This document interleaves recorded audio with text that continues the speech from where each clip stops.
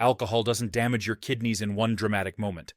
Instead, the damage begins quietly by forcing your kidneys to work against their own biology, night after night, drink after drink. The first disruption is deceptively simple: dehydration. Alcohol is a powerful diuretic. The moment it enters your bloodstream, it interferes with a hormone called vasopressin, also known as antidiuretic hormone. Under normal conditions, vasopressin acts like a command signal. It tells your kidneys when to hold on to water, when to preserve fluid, to protect blood volume and pressure. Alcohol silences that signal. When vasopressin is suppressed, your kidneys receive a false message. We have enough water. Release it. So they do. You urinate more. Fluid leaves your body faster than you can replace it. And slowly, almost imperceptibly, your blood becomes more concentrated. Now your kidneys face a problem they were never designed to solve continuously. They must filter thicker blood with less available water, while maintaining precise chemical balance. To do this, pressure inside the system rises. Blood is pushed harder through microscopic filtration units called glomeruli, delicate structures built for finesse, not force. Even this alone creates strain, but dehydration is only the opening move. As fluid levels fall, alcohol disrupts electrolyte balance, especially sodium and potassium. Sodium concentration rises in the bloodstream, pulling water out of cells, including kidney cells themselves. These cells begin to shrink slightly, their internal machinery becoming less efficient, more fragile. At the same time, alcohol activates stress hormones like cortisol and adrenaline. Blood vessels constrict, resistance increases, blood pressure climbs. Now imagine what your kidneys are dealing with: less water, thicker blood, higher pressure. It's like running a household water filter at double pressure while cutting the water supply in half. The system keeps working. For a while. But every cycle leaves microscopic wear behind. No alarms sound, no pain is felt.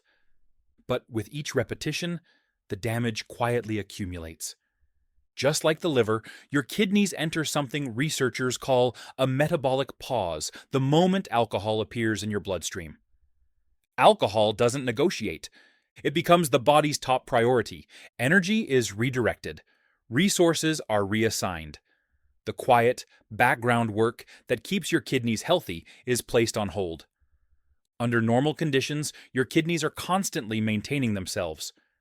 Cells repair microscopic damage. Filtration membranes renew their structure. Electrolytes are adjusted with near-perfect precision. But alcohol interrupts that rhythm. While your body focuses on eliminating ethanol, those maintenance processes are delayed. Nothing breaks dramatically. Nothing fails outright, they simply wait. And when this happens occasionally, the kidneys recover. But when it happens repeatedly, night after night, week after week, waiting becomes the norm. Repair slows. Inflammation quietly takes hold inside kidney tissue. At the level of the filtration membrane, microscarring begins to form, so small it escapes detection.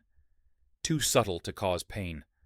Too early to appear on standard blood tests, yet enough to matter. Efficiency drops slightly.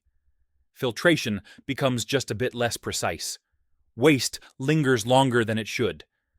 This is why regular drinkers often notice changes they can't quite explain. They wake up feeling swollen. Their eyes look puffy. Blood pressure seems unpredictable. Sleep is interrupted by nighttime trips to the bathroom. Fatigue settles in, even after rest. These signs don't feel serious, so they're easy to ignore. But they're not random. They're early signals, quiet indicators that the kidneys are under sustained stress, adapting instead of repairing, pausing instead of renewing.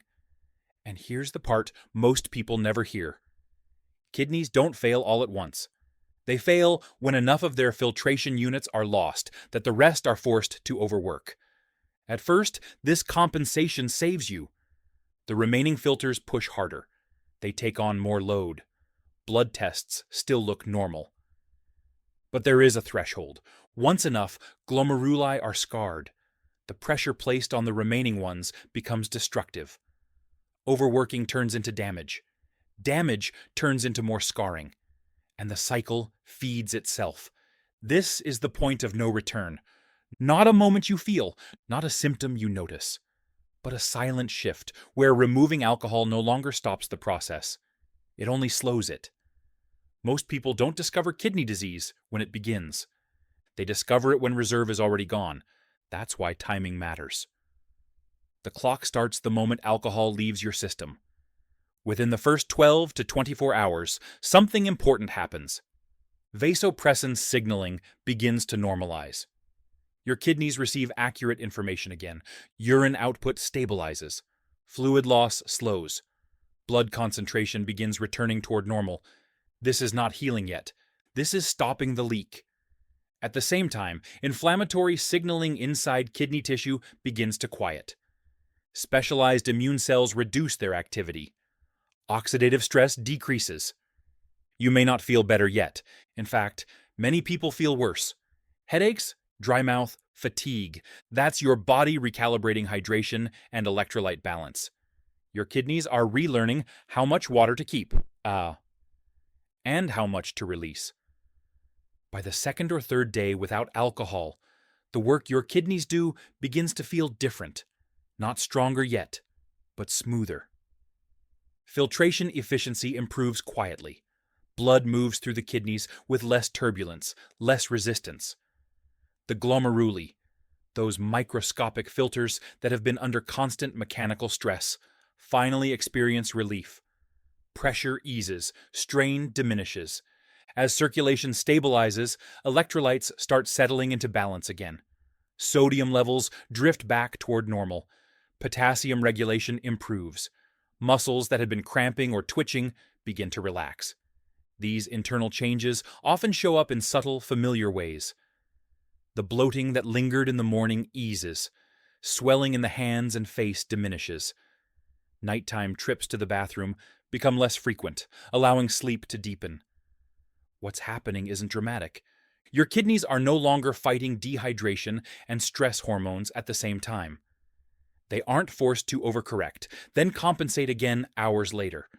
For the first time in days, they can focus on what they were designed to do: filter blood cleanly and consistently. This phase isn't about transformation. It's about stabilization. The system is finally calming down. By the end of the first week without alcohol, many people expect relief. Instead, they feel unsettled, wired but tired, anxious for no clear reason. This is not weakness. It's transition. For a long time, your body learned to function with alcohol in the system. Hormones that regulate blood pressure and fluid balance adjusted around that presence. Now the alcohol is gone, but the adaptations remain. So the system wobbles. Energy rises and falls without warning. Sleep feels lighter, fragmented. Blood pressure shifts, just enough to be noticed, not enough to explain. At the same time, your body is catching up on something it's been missing. Alcohol quietly interfered with nutrient absorption, especially magnesium and B vitamins, essentials for kidney cells and the nervous system. Only now are those supplies beginning to reach the tissues that need them. Your kidneys are ready to repair. But repair doesn't start with strength. It starts with instability.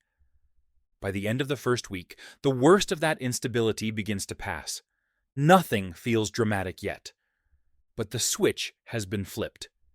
The second week marks a quiet but decisive turning point. This is the moment where the body stops reacting and starts recalibrating.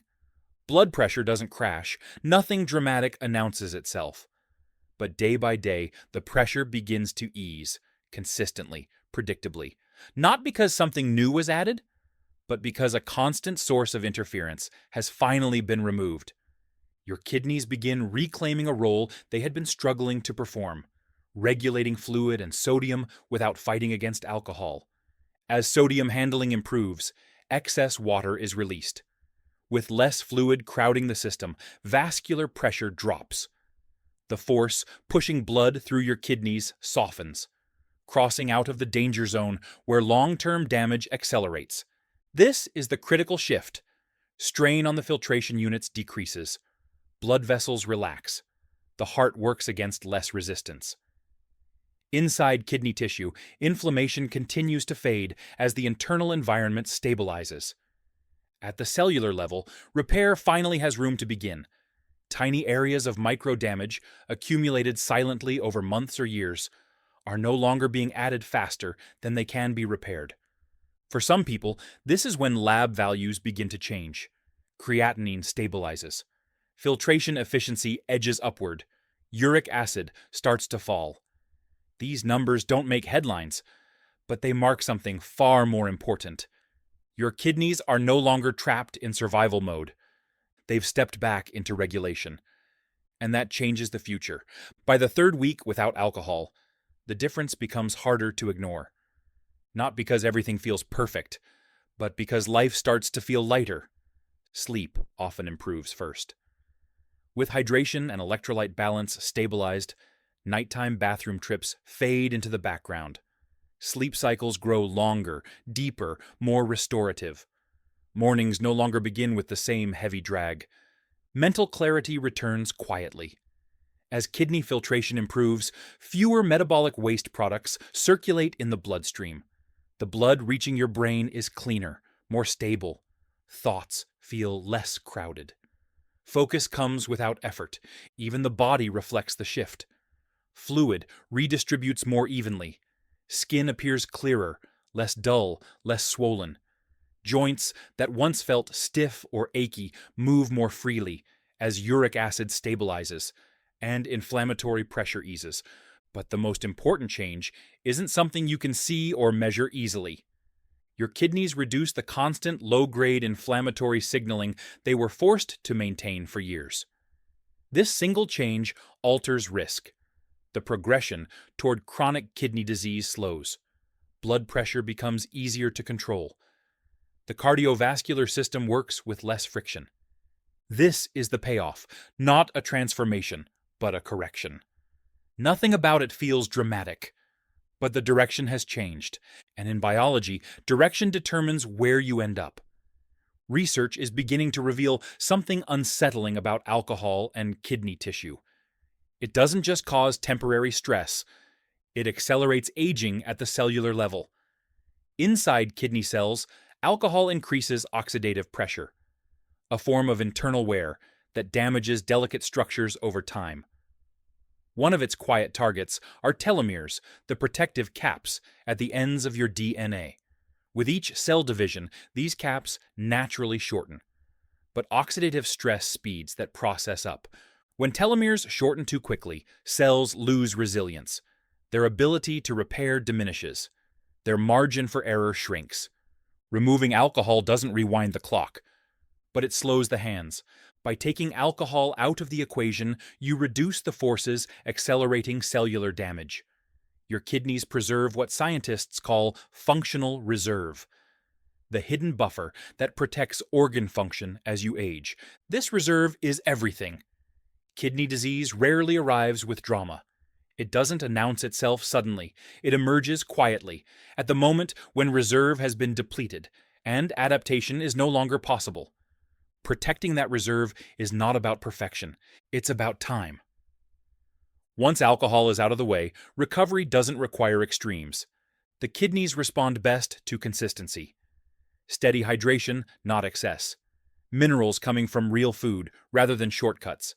Less sodium pulling fluid in the wrong direction. Potassium and magnesium arriving naturally, supporting cellular balance instead of forcing it. And above all, time. Your kidneys are not like the liver. They don't regenerate dramatically.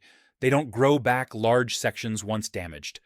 But they are remarkably capable of recovering function. If the damage hasn't crossed a critical threshold, alcohol-free time creates that window. It removes constant interference and gives kidney tissue the conditions it needs to stabilize, repair what it can, and preserve what remains. That opportunity is quiet, but it's powerful. Your kidneys never ask for attention. They don't warn you early. They don't ache when damage begins. They don't demand rest. They adapt. They compensate. They stay silent for as long as they can. And here's the part that matters most. When kidney damage finally becomes loud, when symptoms appear, when pain shows up, The opportunity to recover is already small. These 30 days reveal something essential. Your body isn't broken. It's responsive. Remove the constant stress, and systems remember how balance works. They don't need motivation. They don't need force. They need time before silence turns into permanence. The question isn't whether your kidneys can improve. It's whether you'll listen while they're still quiet. They've been protecting you in silence. Now the responsibility is yours.